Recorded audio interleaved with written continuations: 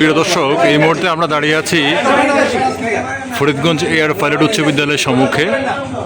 আমরা সংবাদ পেয়েছি এইখানে চিংড়ি প্রতীকের একটি কার্যালয় ছিল, এটিতে হামলা করে ভাঙচুর করা হয়েছে। বিস্তারিত আমরা জানতে চেষ্টা করব। আমরা কিছুক্ষণ আগে সংবাদ পেয়েছি চিংড়ি প্রতীকের নির্বাচনী কার্যালয়, এটি 8 নম্বর ওয়ার্ড, ফরিদগঞ্জ পৌরসভা। কি হয়েছিল ঘটনাটা একটু বলবেন? আপনার নামটা কি? আচ্ছা, কি হয়েছিল ঘটনা একটু বলবেন?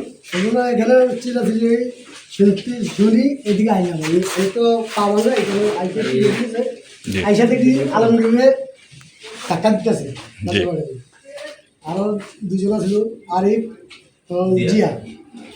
আইসা এই ভাঙচুর করতেছে আর চিংড়ি মাছ ফুটকি দিয়ে দিব, ঠিক আছে। আর ইসমাইল মিজিরও গালাগালি দিচ্ছে। কালকে কারা নির্বাচনী প্রচারণায় গেছে, মামাসি তুলি গালা গেলাস করছে, বিশ্রী ভাষায় গালা গেলাস করছে। আইসার কোনো কথা নাই, আমি শাটল লাগাইতে আছি আর কি। আমি অফিস বন্ধ করতে আছি, আমার টাইমে আইসে আমারে মাথা চোখ খানকির ফোলা কই এগুলি টানি সব ছিঁড়ি ফালাই।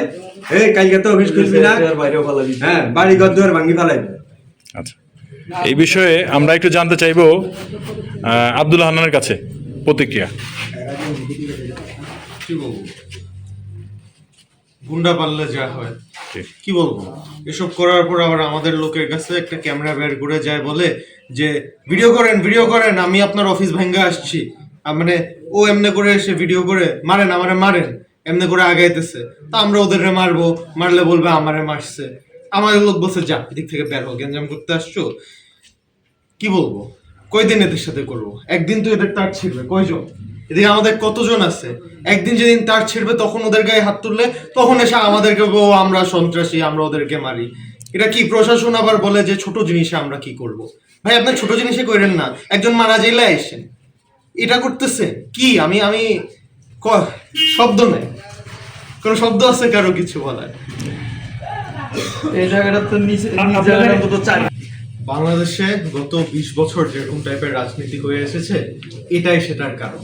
এটাই আমরা দেখতেছি, কারণ এতদিন যারা গায়াব হয়ে আছিল ওরা এসে এখন একটা প্রতীক পেয়ে, যারা এই প্রতীকের জন্য লড়াই করেছে, যারা এত বছর এটাকে টিকিয়ে আন্দোলন করেছে এসবের এগেনস্টে, আমরা যেটা বলি ফ্যাসিজম, ওরা সবাইকে ফ্যাসিস্ট, দশর, এসব খুব আমি দেখলাম ওদের অনেক বড় বড় নেতারা এর দশর ওর দশর বলে।